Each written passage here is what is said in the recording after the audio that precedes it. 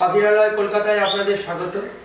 আজকে আমি আপনাদের দেখাবো গ্রাস প্যারাকিটের নেস্টিং মেটেরিয়াল দিয়ে ব্রিডিং বক্স কিভাবে রেডি করে দিতে হয়। আমাদের এখানে এখন শীতের মরশুম শেষের দিকে, তা আমার এই গ্রাস প্যারাকিটগুলোর মধ্যে এখন ব্রিডিং অ্যাক্টিভিটি লক্ষ্য করা যাচ্ছে। তা সেই জন্য এখন আমাদের এই পাখিগুলোকে ব্রিডিং বক্স দেওয়ার প্রয়োজন হয়ে পড়েছে।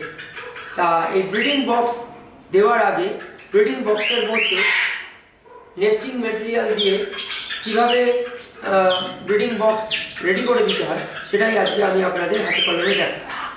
এই গ্রাস প্যারাকিটের বক্সে নেস্টিং মেটেরিয়াল হিসেবে আমি শুকনো ইউক্যালিপটাস পাতার কুঁচো, পাটকাঠি ভাঙা টুকরো, শুকনো কাঠের কুঁচো এইগুলো দিয়ে থাকি।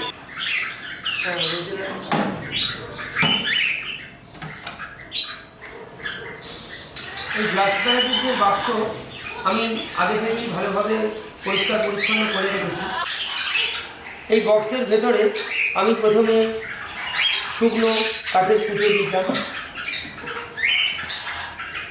এই 2-3 মুঠো কাঠের কুঁচো দেওয়ার পরে আমি তার উপরে নরম পাইন কাঠের কুঁচো 2 মুঠো দিলাম। এর ওপরে আমি কিছু পাটকাঠি এইভাবে ভেঙে টুকরো করে রেখেছিলাম।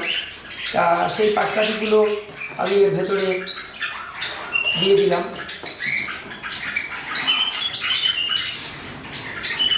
দিয়ে পাটকাঠিগুলো আমি বিছিয়ে দিলাম। তার উপরে এই শুকনো ইউক্যালিপটাস পাতা কুঁচো ভরে দিলাম। এই ইউক্যালিপটাস পাতার কুঁচোতে একটা অদ্ভুত রকমের গন্ধ আছে, যেটা এই ধরনের পাখিদের ব্রিডিংয়ে উৎসাহী করে। এই ইউক্যালিপটাস পাতা কুচিয়ে এরা খুব নরমভাবে গদির মতো বাসা তৈরি করে তার উপরে ডিম পারে।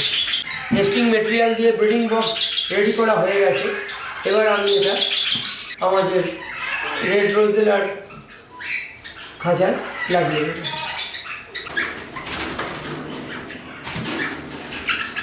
আমি এইভাবে এটা রোজেলার খাঁচার বাইরে বক্সটা ঝুলিয়ে দিলাম।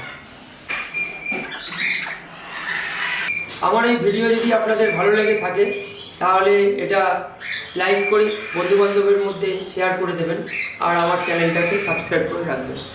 নমস্কার।